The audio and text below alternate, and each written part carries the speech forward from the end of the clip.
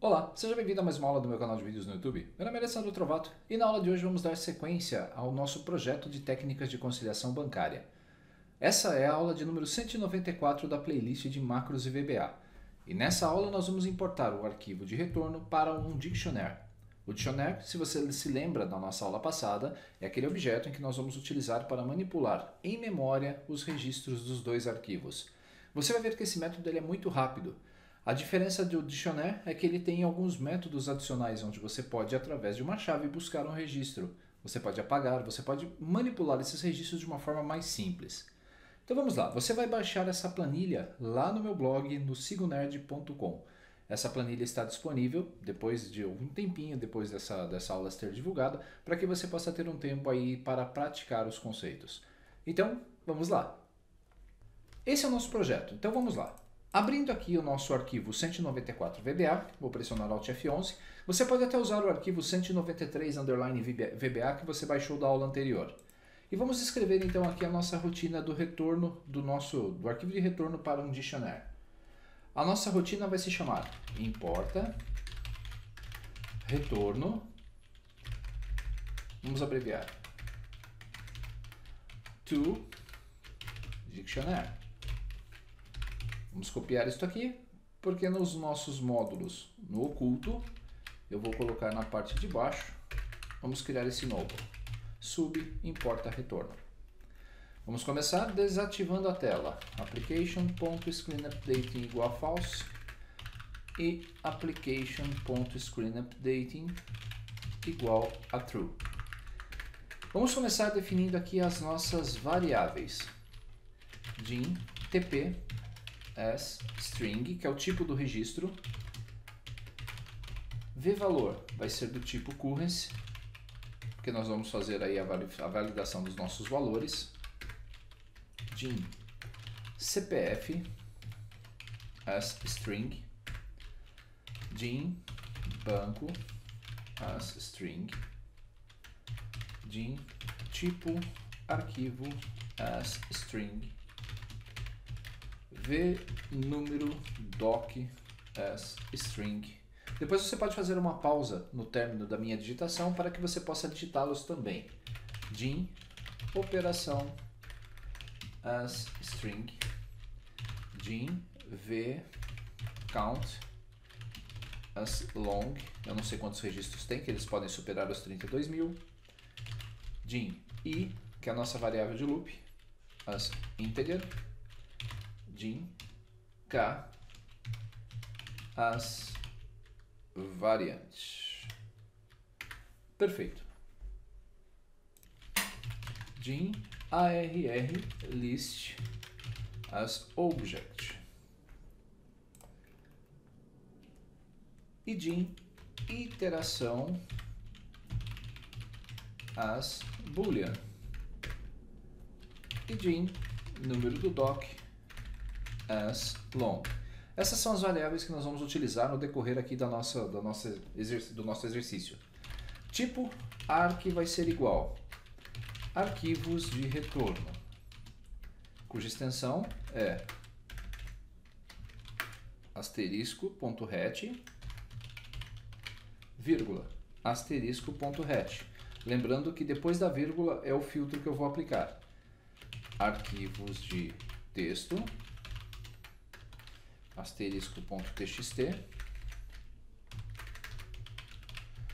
vírgula, asterisco.txt. Pronto. Isso aqui é uma forma de facilitar aquela declaração do getOpenFileName. Vamos lá.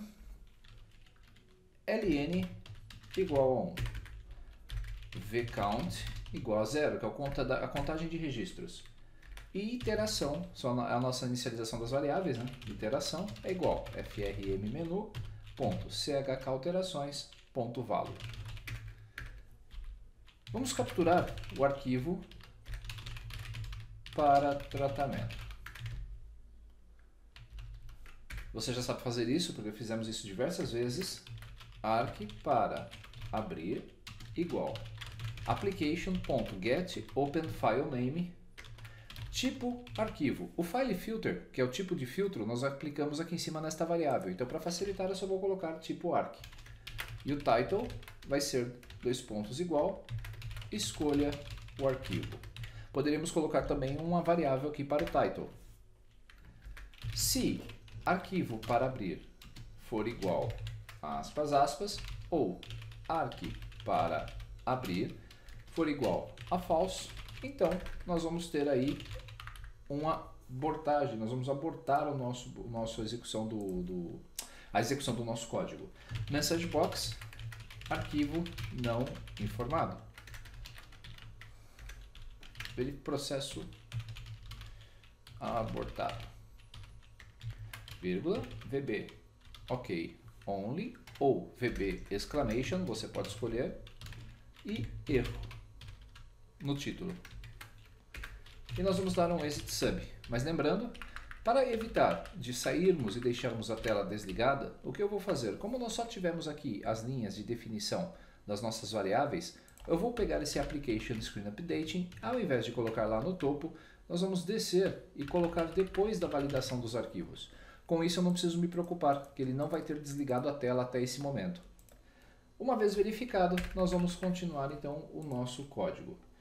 Vamos colocar aqui um ponto de... Vamos abrir o arquivo para leitura.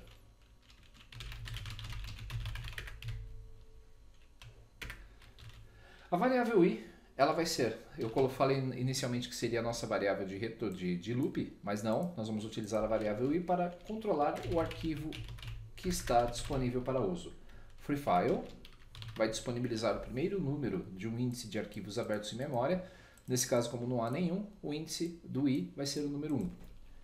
Open arc para abrir, for input access read as $1. Opa, $i. E aí agora nós vamos para a nossa rotina de leitura dos registros.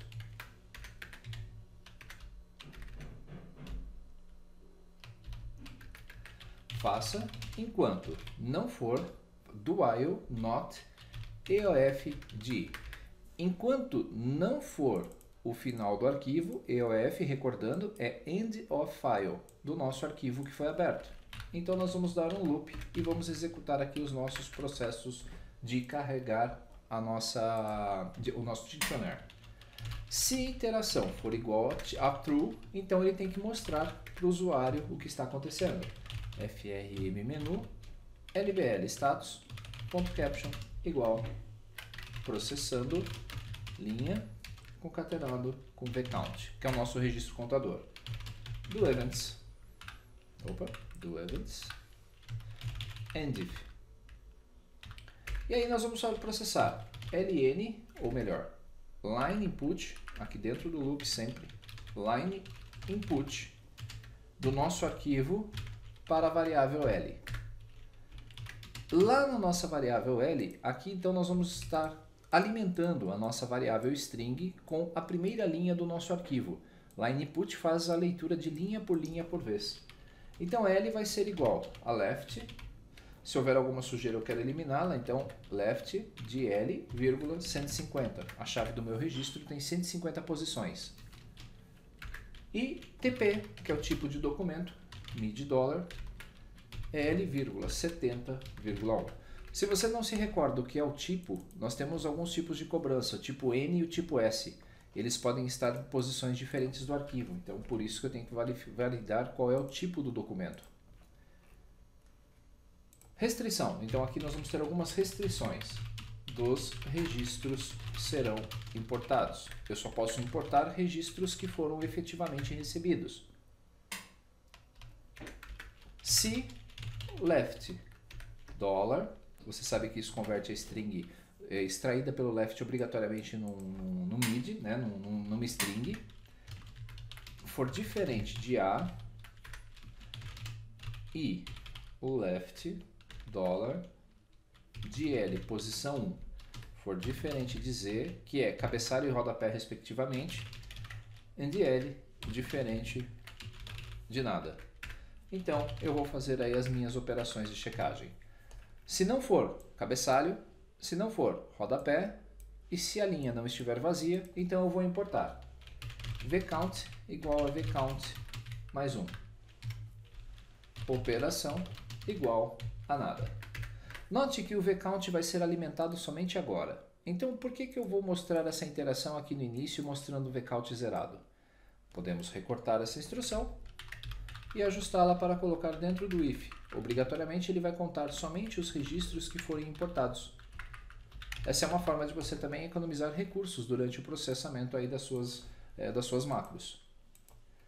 Depois, se o tipo for igual a n, então nós vamos extrair o CPF de uma determinada posição. Mid dólar L,11,9 concatenado com mid dólar de L posição 23,2. O valor do meu documento vai ser igual à conversão pela instrução secure mid dólar de L 53,15. Opa, eu esqueci aqui mais um parênteses.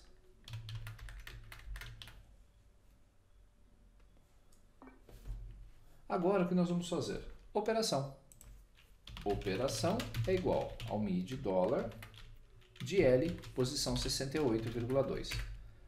Se o tipo não for o N, ele é o S. Então nós vamos fazer a mesma coisa, só que buscando essas informações em outras posições.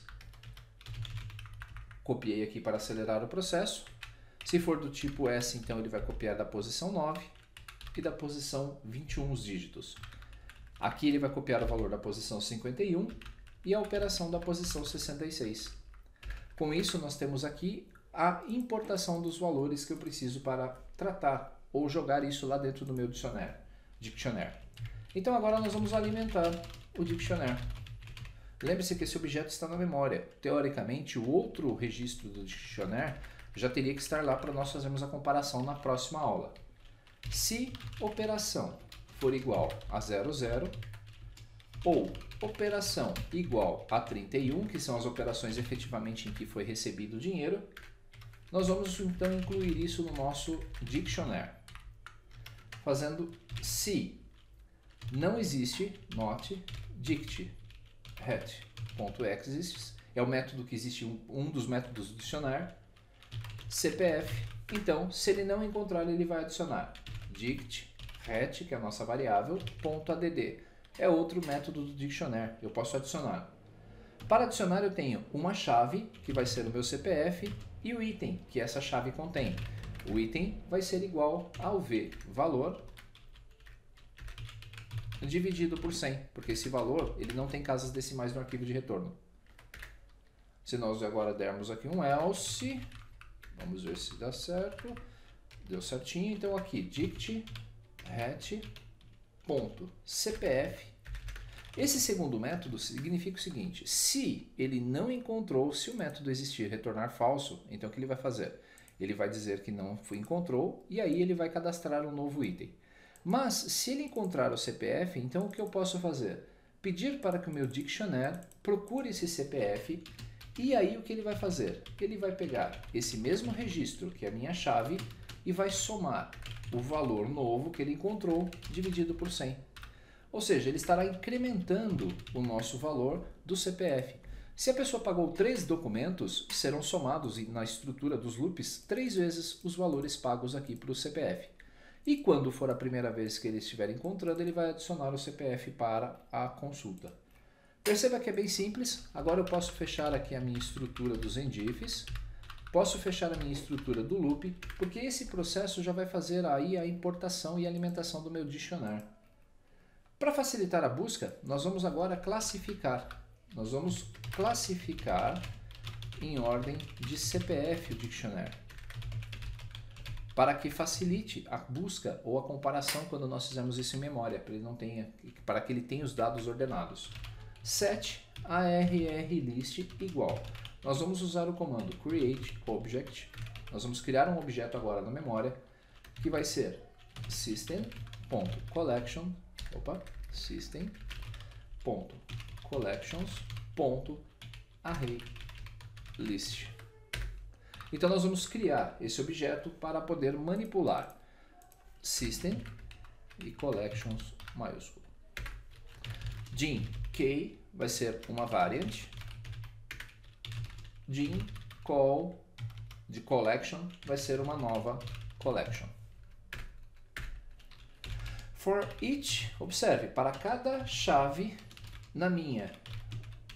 do meu array, lá do meu dictionary de retorno, o que ele vai fazer? Ele vai pegar o meu novo objeto, ArrayList, e vai adicionar a chave. Next. Observe que ele não está adicionando valor, ele vai pegar simplesmente o CPF, que é a minha chave, e vai adicionar nessa nova array. Aí o que eu vou fazer? Eu vou pegar esse meu ArrayList e vou dar um sort para que ele classifica a ArrayList ou a minha collection. Depois nós vamos dict_new, nós vamos criar uma nova variável de dictionary set dict, faltou um T aqui, dict_new igual create object scripting dictionary.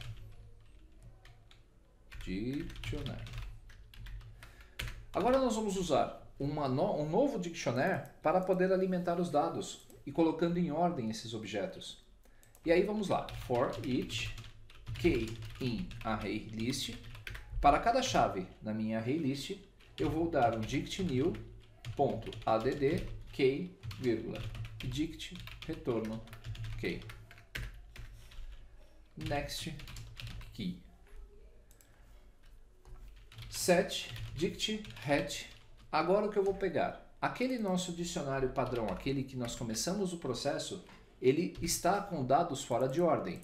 O que eu vou dizer? Eu vou dizer que agora ele vai ser igual ao meu dicionário novo, que já está classificado em ordem. E vamos pegar a nossa dict_new, que é aquele que nós usamos apenas para reordená-lo, e vamos dar um nothing para matá-lo da memória. Fechando o arquivo, apagando a mensagem para o usuário, frmmenu.lblstatus.caption igual a nada. Vamos mostrar uma mensagem para o usuário, frmmenu, message box, a dict_hat.count. Existe um método aqui de contagem, onde podemos verificar o total de registros do nosso dictionary, concatenado com registros na memória para comparação.